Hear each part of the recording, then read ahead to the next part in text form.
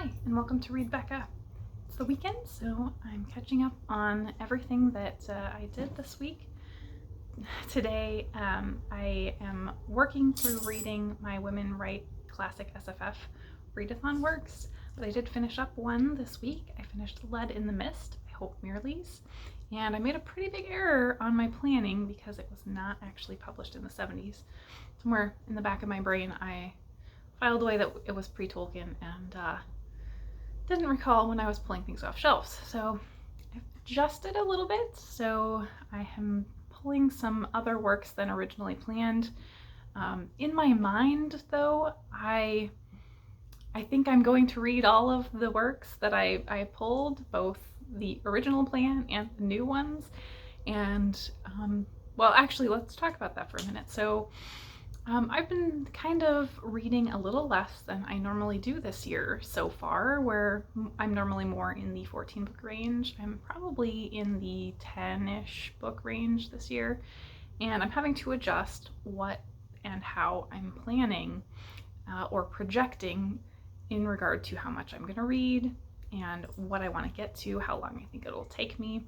So the reality was me facing that this week and kind of canceling out holds. So I actually had two books I was really excited for on holds to do with, they were both nonfiction and about the Blackwell sisters and the contributions of women to the medical field, the first women MDs. So pure coincidence, they were things I really was interested in when I put them on hold, but they just aren't things that were at the top priorities. So I am really trying hard to stick with my goals for the year, all of which surround getting to TBRs, getting to owned books, and I don't feel like I've been hitting those goals. So I really wanted to shift focus, and this kind of came right in line with doing a first quarter reassessment of what I'm doing and whether or not I'm reaching those goals. So pure coincidence that happened, but good timing for me. I feel like readjusting to those goals and removing out all of the holds that I had waiting is going to help me get back focused on my list of things that are on my physical TBR, things that I'm wanting to get to that are owned, and things that are on my 2021 Goodreads TBR. And all of those are things that I've wanted to get to for a long time and I just haven't. So back to what I actually read. So Lud-in-the-Mist was fantastic, and I've had this on my TBR and on my shelf for multiple years, and I'm so glad I finally got to it. It was a 5-star read. I will definitely be wrapping that up with the Women Write Classic SFF. This is kind of a fae hidden world story, and it has the best sense of humor. For this being written so long ago, I couldn't believe how timely it seemed. We have this town that is at the meeting of two rivers, and one of those rivers is based in fairyland, yet the town is in denial about the existence of fairyland until they have this kind of outbreak of madness caused by potentially fairy fruit is what they're blaming. So it was really, really great, very descriptive and beautiful. So I loved this one. And then the other one that I finished is on ebook, The Gilded Ones. I did enjoy it. I think it struggled a little to grab me at the beginning. It followed a lot of kind of similar beats to other standard YA. In this story, The Gilded Ones talks about these descendants of gods who now have golden blood, and they're treated as if they are impure, unclean. So there is this big religious patriarchy, purity culture for the women. And they have a test for their purity to see if they have red blood or gold blood. And if they have gold blood, they're deemed impure and they're killed. Except for the fact that this gold blood makes them effectively mostly immortal. And so they have to find the true death, and they do that by killing them multiple ways over and over. So things happen in this case in the first about third where this purity ritual occurs, and our protagonist obviously has gold blood. So instead of actually being killed, she is recruited to join an elite military force. And this military force assures her that after 20 years she will be free to go and live her life once she has served, but until then she's, you know, kind of in the servitude to the military. So I think it was an interesting take. I think toward the end it really picked up, and many of the things that it was hitting were subversions of traditional tropes that I've seen done over and over again. The first bit, I felt like it kind of stretched things out a little bit too much and really needed some editing because it just kept coming back to the same things and going over them repeatedly. So I liked that one. I think that was a 3.5 to 4 star read for me, and I think it was a good one, interesting debut, and I really am looking forward to where it goes in the second book because, like I said, it really found its voice toward the end. On to what I actually have ongoing. So we've got mostly women classics. So we've got The Disposessed still. I have read quite a bit in this, and we're down to the last 100 pages. So we're in the final stretch. And we've got Herland. So this is a classic, a very, very classic work. Charlotte Perkins Gilman originally published this as a serial in the 19-teens, so it wrapped up in 1919, I believe, and it is all about these 3 male explorers who are trying to find any new frontiers, and they feel like there's nowhere left. But then they learn rumors of this country of exclusively women, and they can't believe that. And so they do end up setting out and finding this country of women. They're immediately captured by the women, and then it continues on from there, them learning the language while they're captured and having kind of philosophical discussions about how a society of only women would work.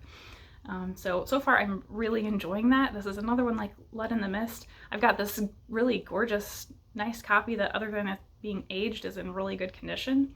I've had it for years and I haven't gotten to it, but it has been just a delight to read as well. So I'm really enjoying that. And then next up on my e-reader, I have The Echo Wife, which I have only just barely started. I'm really looking forward to getting into that this weekend. On audio, cats are knocking things over. On audio, I've got going This Is How You Lose the Time War by Amal El-Mohtar and Max Gladstone. And I also have the Aeronaut's Windlass by Jim Butcher.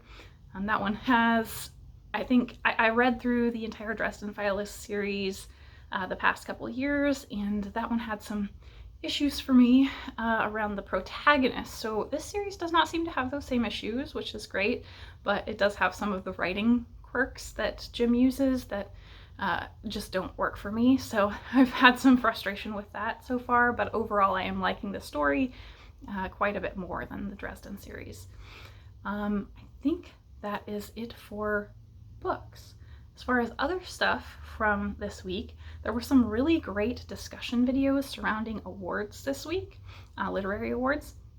The first being Bree Reads Books. She did a video on the Hugo Awards, and that specifically for sci-fi and fantasy is one of the major awards.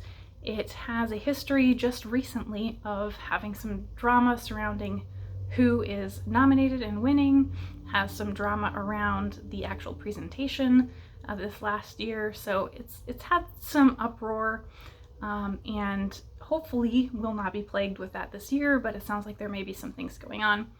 So she just talked through that and what the major challenges are of that award. And I think one thing to keep in mind is how much, as we're talking about these classic women's sci-fi works that I've been reading lately, that in the past there was this big upheaval and clash between the old school and the new, with the new wave movement of sci-fi.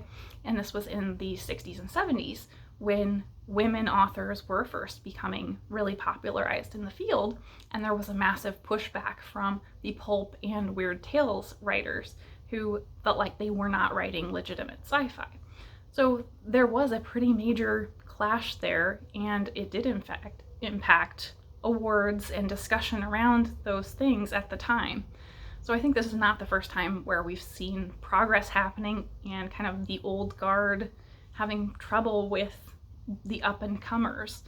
So that was a really interesting discussion to get into about the awards, with exactly how the actual Worldcon is set up and why different nations, different locations may have struggles with getting set up quite as nicely as the previous ones have. So that was interesting to me, specifically in sci-fi and fantasy. But then in addition to that discussion, Let's Talk About Books Baby also had a discussion specific to what's currently ongoing with the Women's Prize long list, wherein a couple of years ago, Kwiki Emezi was longlisted for the Women's Prize. And that kind of has opened the door and created a little bit more structure surrounding non-binary and trans authors entering the prize. And this year there was a long-listed trans woman, Tori Peters. So the discussion from Let's Talk About Books Baby talks through that history of how we have gotten to where we are, and now, well, I won't call it backlash or drama. I won't sugarcoat it outright as just transphobic comments that are being made towards Tori Peters, and effectively stating that, a trans woman can't be on that long list. And so the engagement with that discussion and what's being said versus now what the actual prize committee are kind of coming out. It sounds like perhaps they have reaffirmed the decision, and that's great since then. But I really enjoyed the discussion and the talk through the history of how that came to be. And I think they're going through that same kind of growing pains of progress that we've seen with the Hugos as well in the recent couple of years. So just really interesting chats from those two booktubers. I would highly recommend going to check those out. So I will link those down below. I think really that's it for me. I've had a really good, productive week. I actually did get my first shot this week, so that's super exciting. I'm really looking forward to being able to go back to a bookstore. So that will probably be on my docket, hopefully at book haul, once I've gotten my second shot next month. Thanks for watching, like and subscribe, and I hope you have a great weekend.